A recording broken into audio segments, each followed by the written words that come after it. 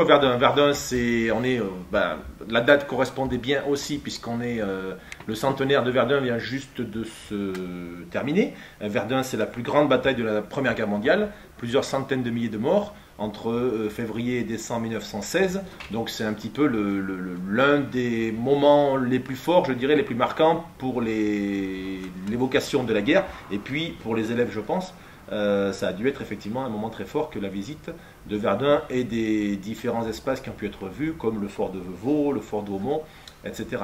En effet. C'est très important. Alors c'est pas le but du lycée, mais c'est aussi pour ouvrir les élèves à d'autres horizons, d'autres univers, pour aussi les inciter peut-être à aller plus loin, ne serait-ce que par leurs études, mais aussi bien sûr par leur formation culturelle, mais aussi de citoyens.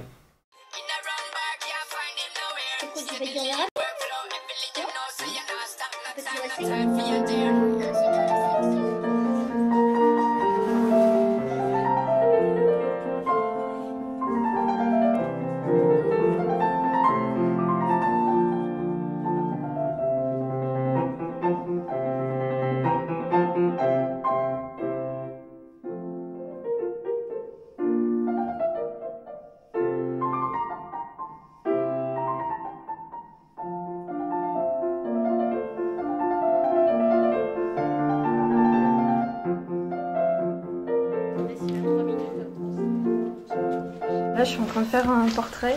Comme les deux autres garçons, je suis en train de peindre sur un papier transparent. Et après, je vais le retourner sur une feuille. Et c'est le portrait d'un soldat.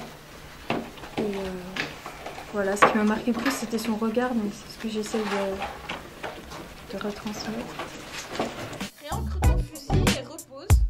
T'arrives À Verdun, en fait, ce qui m'a le plus marqué, bizarrement, c'est que c'était très, très silencieux. J'ai trouvé ça hyper calme. Et dans un sens, ça représentait quand même bien l'après-guerre, je trouvais.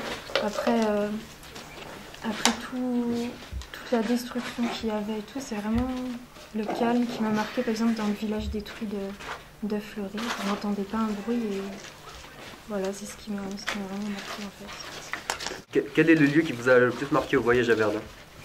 Pour moi, c'est la butte de Vauquois, c'est-à-dire un endroit où il y avait des tranchées.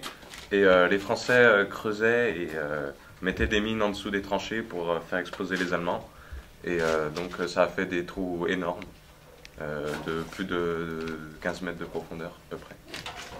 Et pour moi, c'est le cimetière de Daumont parce que quand on regarde sur les photos, par exemple, que nos professeurs d'histoire nous montrent, on dirait ouais, c'est que des tombes. Mais quand on arrive devant, on voit plus de 10 000 tombes, on voit... Et après, on imagine toutes les personnes, si elles seront vivantes, elles seront devant nous. Ça choque un peu.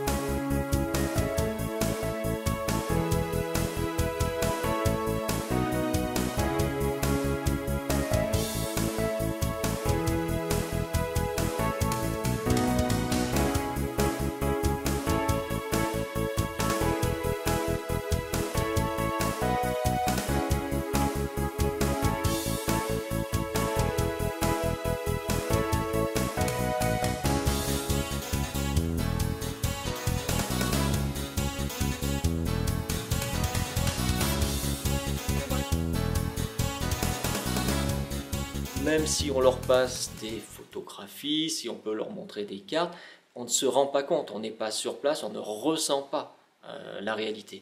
Alors que quand on est, même 100 ans plus tard, sur les lieux des affrontements, lorsqu'ils voient les destructions, ce qu'il reste, lorsqu'ils, bien sûr, visitent les musées, visitent les lieux de mémoire, dont certains qui, bien sûr, les ont fortement marqués, comme l'ossuaire de Douaumont, plus de 100 000 corps sont dans des fosses communes que l'on peut regarder au travers du hublot, le cimetière, 16 000 croix juste devant cet ossuaire, on les sent très émus, très sensibilisés. Ils se rendent compte, ils perçoivent enfin ce qu'est cette réalité de la guerre.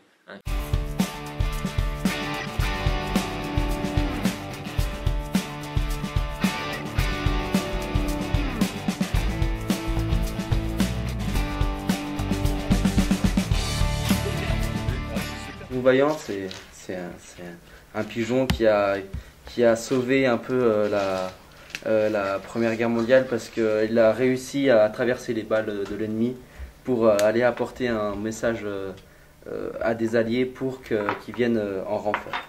À Verdun même, l'ambiance était plutôt bonne. On était en camaraderie, on a passé vraiment un bon voyage. Mais sinon après, dans les endroits un peu plus sérieux, c'était plutôt des endroits de recueillement, des trucs comme ça. Donc c'était beaucoup plus calme et c'est ici que généralement les émotions venaient. Ce qui m'a marqué le plus, c'était les trous d'obus aussi dans les champs, donc la grandeur des champs, c'était hyper grand. Et aussi l'ossuaire qu'on allait voir, c'était immense avec un nombre de croix interminable. Voilà. Quand on nous parle des chiffres, on s'en rend pas vraiment compte.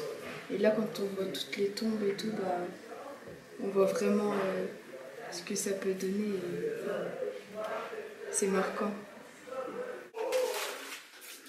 On a vu à peu près les conditions de vie des soldats pendant la guerre. On a vu dans quelle misère ils pouvaient vivre. C'est vrai que c'était assez marquant quand même.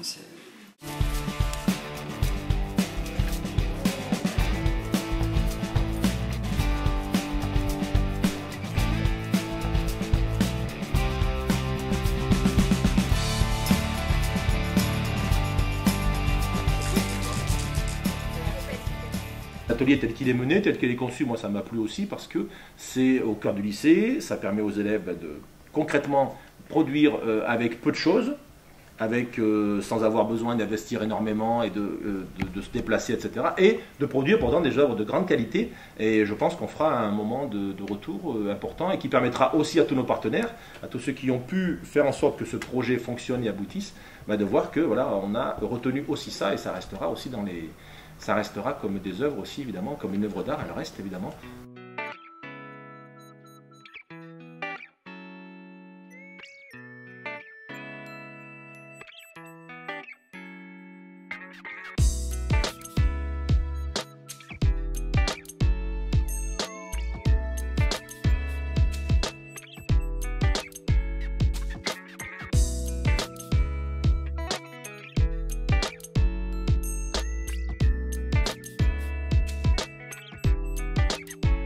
Lorsqu'on y réfléchit, il n'y avait pas de réelle raison de s'affronter. 10 millions de morts, on peut dire, pour rien.